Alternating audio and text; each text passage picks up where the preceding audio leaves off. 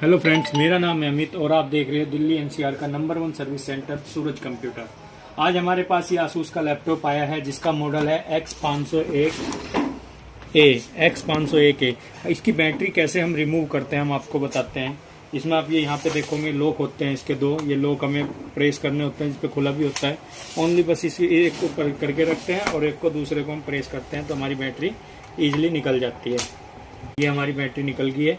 इस बैटरी को हम यदि चेंज करें तो ये मार्केट में ये बैटरी आपको इसकी चेंज करने की बात करें तो 1500 से 1800 रुपये तक अवेलेबल हो जाती है। कंपेटेबल बैटरी मिलती है आसूस में, ओरिजिनल बैटरी नहीं मिलती है।